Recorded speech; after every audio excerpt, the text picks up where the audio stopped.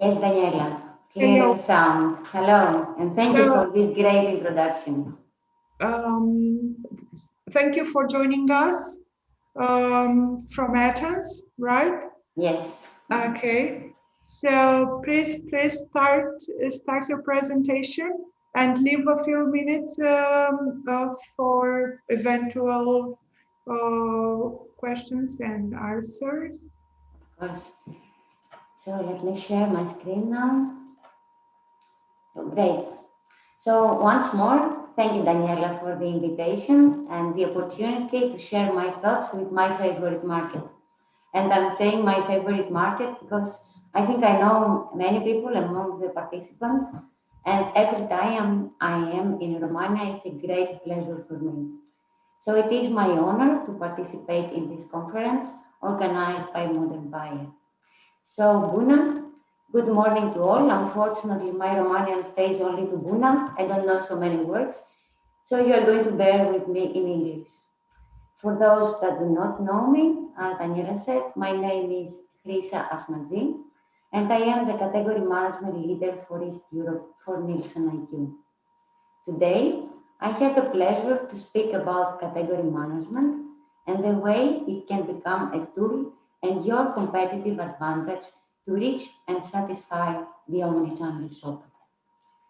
So during last year and in the first quarter of 2021, we experienced unique macro conditions, as we all know: recession, lower incomes, and the shoppers' inability to shop what they usually did. Around the globe, consumers were really affected by the wide ranging effects of the pandemic, and they are still are. And those changes have resulted in changes in our way of living, in our way of working, in shopping, and of course, consuming. Two-thirds of consumers globally have changed how they shop, and this year they will have to change again, since most of them will have less money in their wallets. The rest, the one-third, however, will proactively reassess their consumption patterns as a precautionary measure. Consumer decisions, priorities, actions, and strategies around spending will continue to change in 2021 and beyond. So there is a huge focus on streamlining spend. Consumers are looking to rationalize and optimize what, where, when, and how they buy. As a result, retailers and brands, we all need to understand the new profile of these consumer groups, how they are shopping. Because only if we know these two things, we can adapt the way we operate and secure growth in the year ahead. So, as in all the process of category management, we always start from the shopper. So let me start with the Romanian shopper now and the consumption pattern expected in the market for 2021.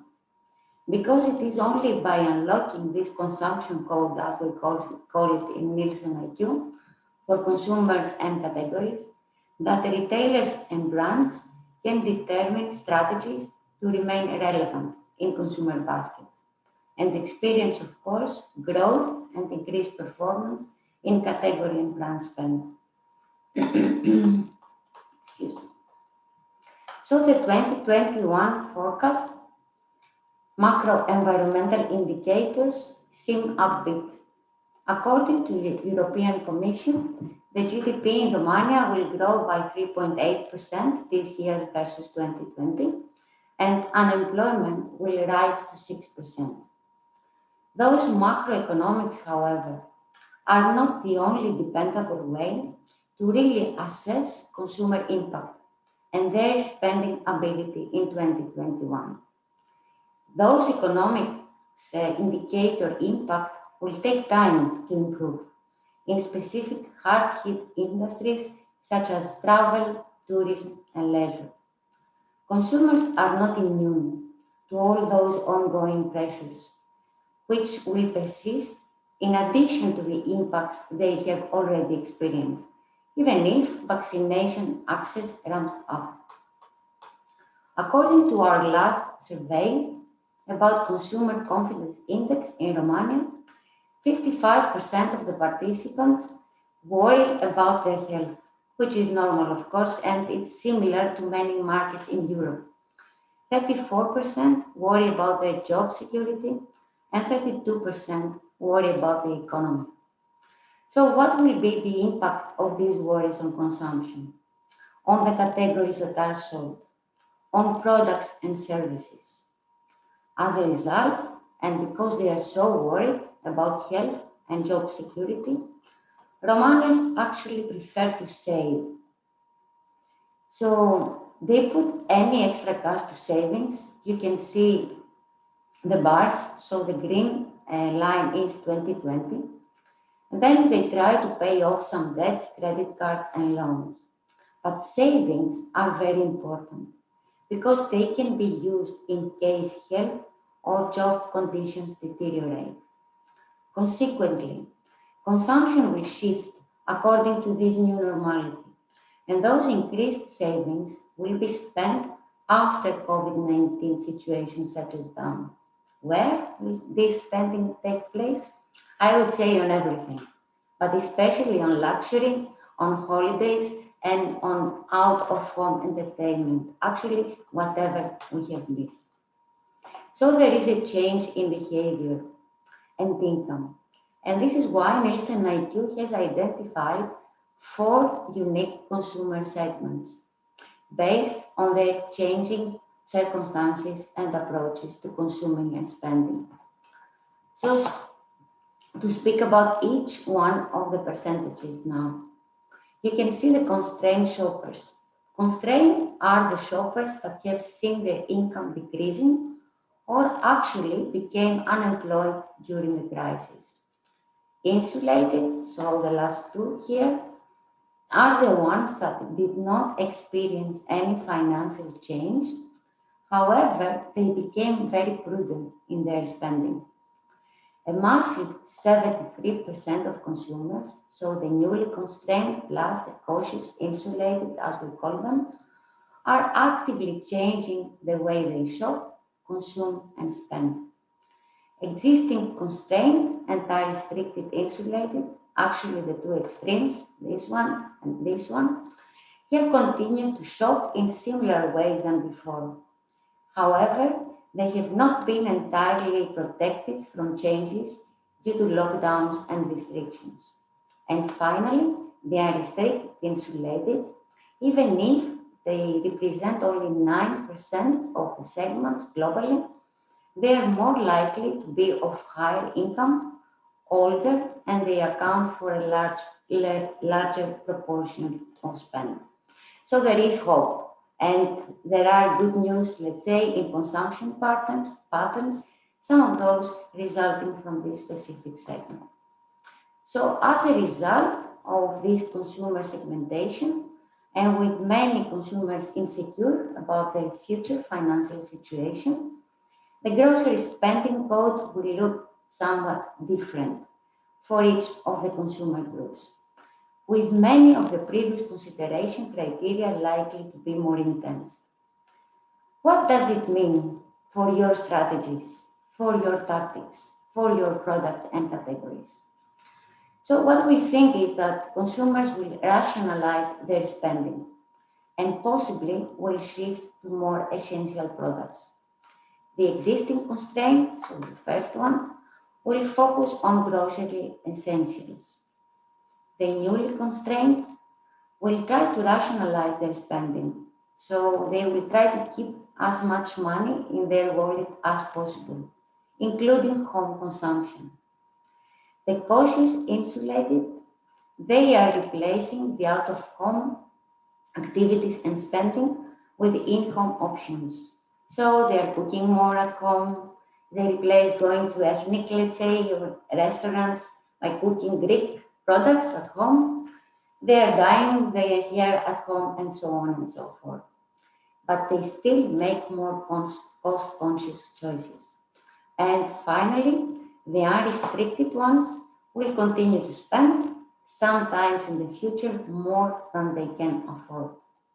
So to sum all this up, out-of-home spending will still be minimal compared to what we used to have in 2019 and replaced by in-home options. So again, what does this all tell us about the products, about the brands that will be sold? So let us see some expected forecasts on consumption. You can see by type of shopper what our predictions are. So starting by the constrained shopper, we predict that they will turn to smaller sizes, changed store types and channels in order to find the relevant assortment. They will try to turn to sustainable sizes and in general they will downgrade. And I'm saying that because during the workshops, many times we discuss with the participants about promotions and multi-packs. And my advice is always that if you have a profile like that, this constrained shopper, how are they going to pay for a multi-pack, or let's say of a detergent that at the end will cost 20 or 25 euros? Is this really necessary? Or if you do that for impulse category, will they be able to allocate a part of their budget that they need to take care of the family for this specific impulse product, for a treat product? So there is a part, of course, that will upgrade. They will move to larger sizes, but mainly for the essential categories. So volume-based promo types will be favored, cross promotions between essential and treats, between routine categories and convenience categories, as we call them in category management, have higher probabilities of being successful. Online search and comparison is their tool to look for volume rewards and regular promotional deals. And then let's go to the insulated ones.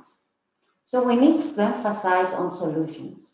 We said that their income is intact, or maybe it was increased, but still we need to help them make smarter choices. This is the segment to which you need to give the rewards based on spending. Subscription models can ameliorate the online frequency, they can secure your minimum sales, and of course, they have a specific focus on health and sustainability because they will be looking for conscious, meaningful product attitudes. Therefore, it is really obvious that the path to purchase has and will continue to change. Consequently, it has become much more important to know exactly where the shopper is.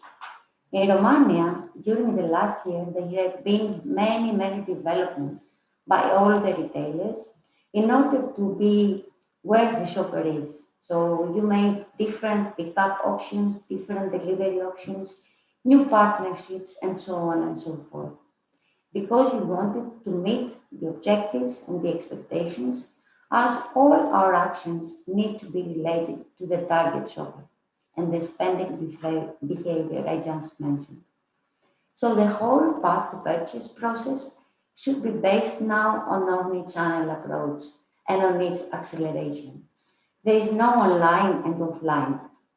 Everything is together. Everything is blurred.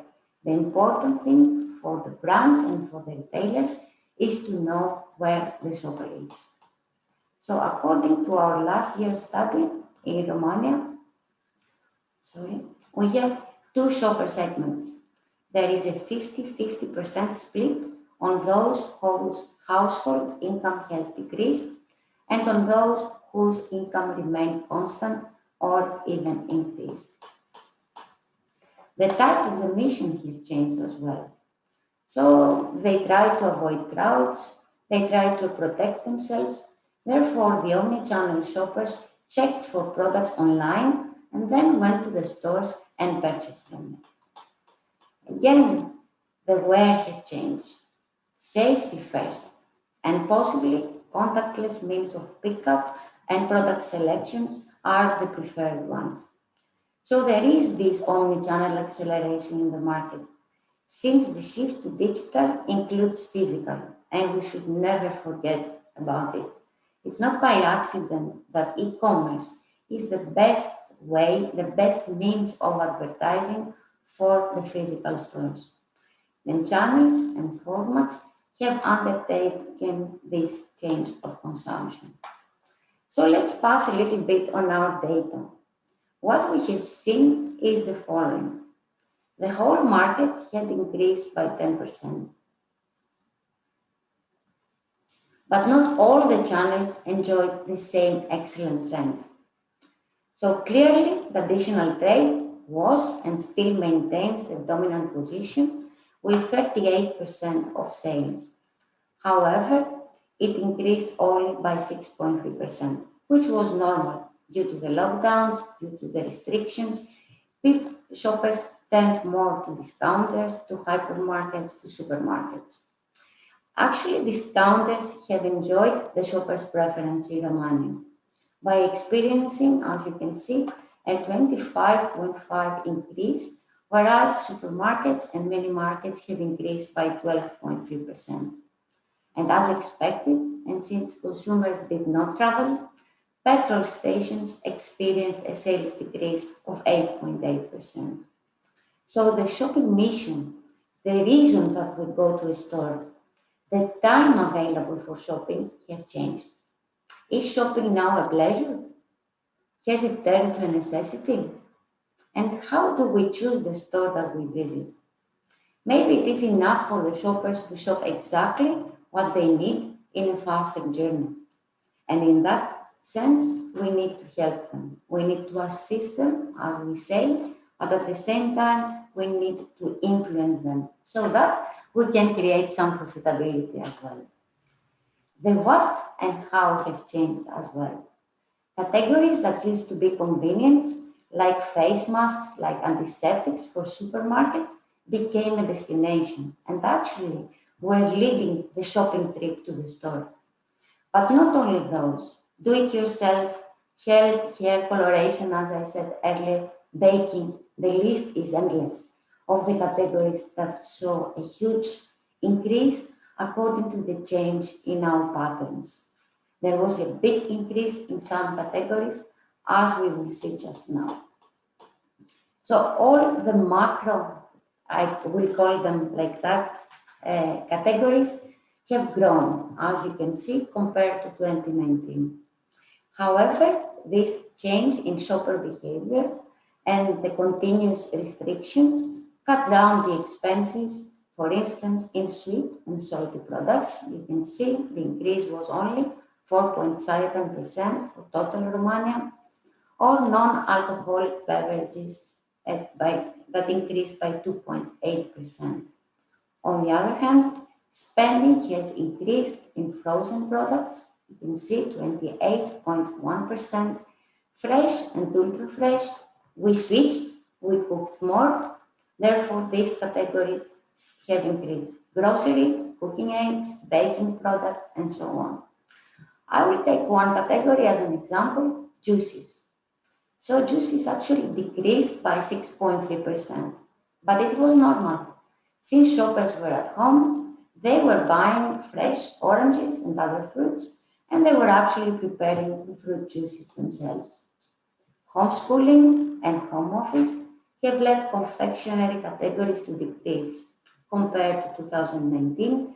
This is why you see a lower than the average increase for sweet and salty snacks.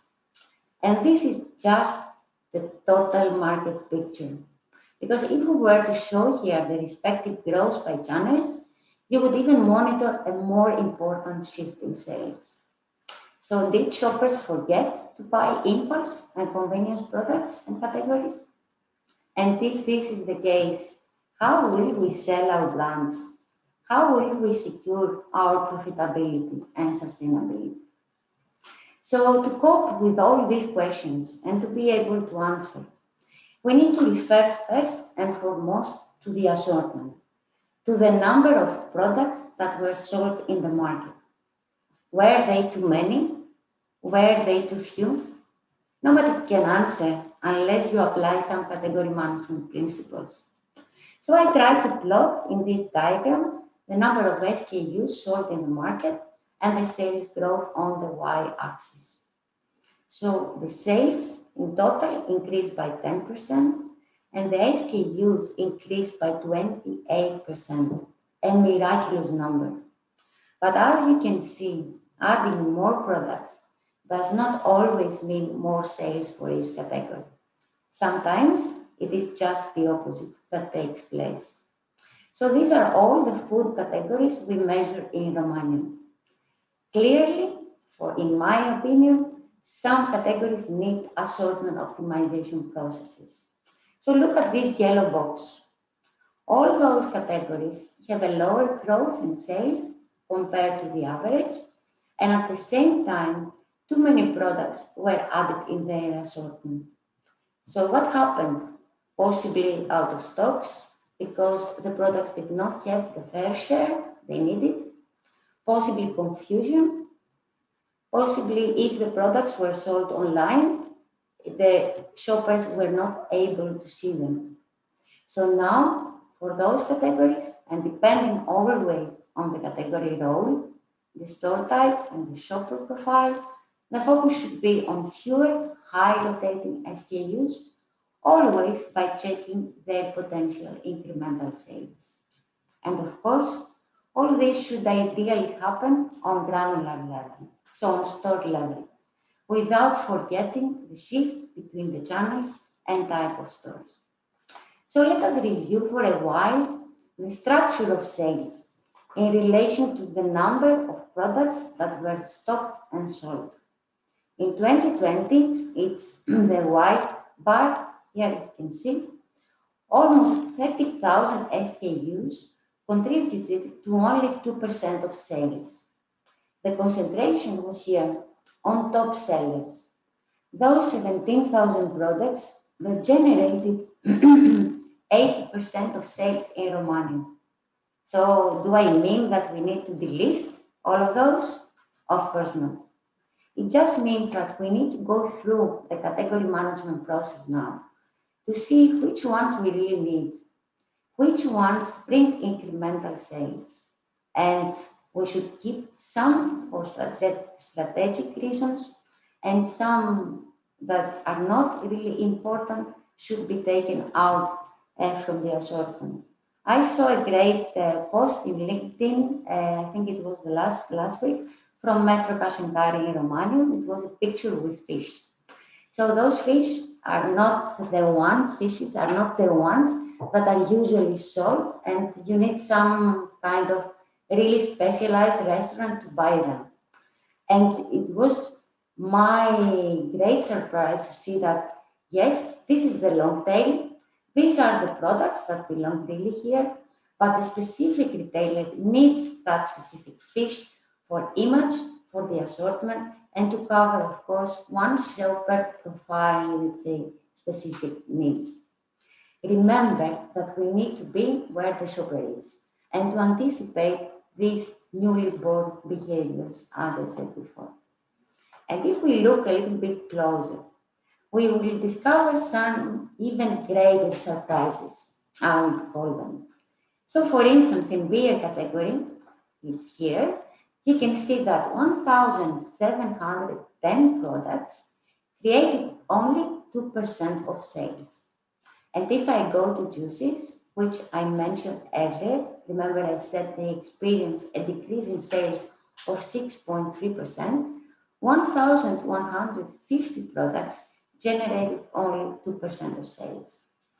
So how will we know how many we need to keep? Which ones are the strategic for each retailer? So what one retailer does is not the ideal for another retailer. What we should do by store type, and which products just take shelf space and reduce efficiency. Are the products that arrive on the shelf the ones that the Romanian shopper wants to buy? The 2020 lesson was to focus on innovation, inspiration, and of course, providing solutions to the shoppers. So many fresh products were added the stores, which was normal. As we have seen, there was a shift consumption, but at the same time, too many products that were not necessary for specific retailers were present as well. So in reality, and if we continue to increase the number of SKUs in all the categories, despite this shift in consumption, some categories will no longer have space in the store. Unfortunately, no store is a balloon, and at the end, the macro space will be penalized. Shoppers will not be assisted, nor influenced in their navigations, and sales will not thrive. So this enormous addition of products and of course the change in behavior had a direct impact on average price per product in each category. Therefore, average revenues per category decreased. And when sales per product decrease, return on investment decreases as well. And I'm going to address the retailers that are together with us today. Don't forget, your only asset is your space. So your target is, of course, to maximize the sales per square meter, the profitability per square meter. So use it wisely. A category is a strategic business unit on its own, and this is how we should treat it. Pricing is the only one of the four tactics that can influence revenues immediately. So let us see. Actually, I will take one example to see and speak about the drop in average price. So the green line is the average price for 2019, the white line, the average price from 2020. So I will take this extreme here. It's the category of soft drinks. The average price has decreased. It has decreased due to downsizing or because of the shift to other brands and private labels. Sometimes price incentive curves look very generous to the shoppers, and increased promotions, when not needed, may also produce this effect. And what about promotions? So we try to plot all the categories again, and on the x-axis, we have used the regular price elasticity. On the y-axis, we have used the promotional price elasticity. So if we check the categories, look at here, this square, low elasticities, both promotional and regular one. So categories like eggs, snacks, fresh meat do not need a very big investment in promotion, and especially not temporary price reductions. On the other hand, categories like beer, like cheese and juices will require some aggressive pricing. In some cases, we call it loss leadership and frequent and meaningful promotions.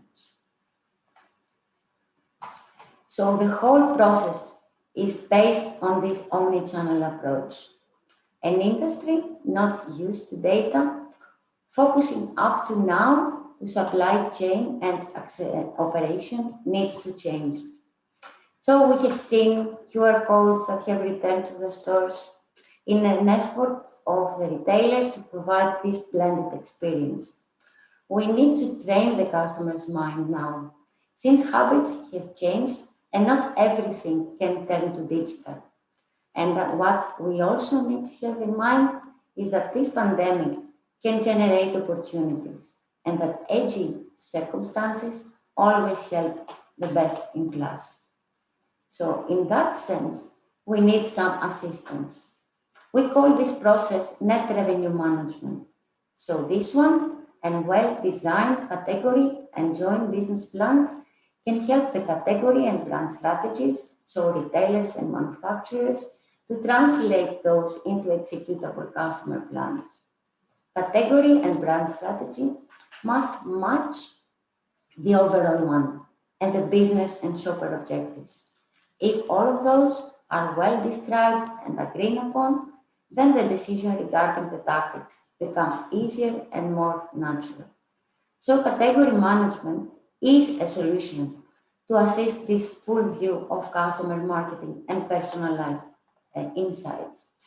since category management is the science behind any informed decision.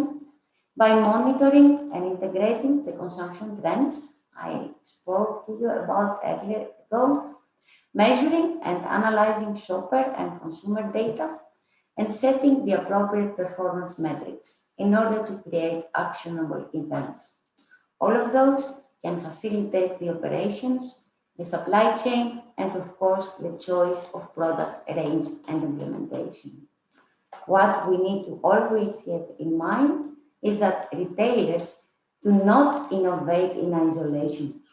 They partner with brands to be where the shopper is. And to reflect on the omni-channel approach, success in retail is not achieved by following a prescribed mix of online and offline. Both retailers and brands, you should mix the channels for maximum convenience and improvement of this shopper experience, which is attained by gaining a deep understanding of consumers and by meeting their unique needs through relevant and omni-channel experiences. Agility, flexibility, and innovation. They are nothing, however, until they are translated to sales and customer satisfaction. Until please remember, if you cannot change the direction of the wind, you can always adjust your sails to reach your destination. So thank you for this opportunity. I wish you all a very interesting conference ahead. And Daniela, the stage is yours.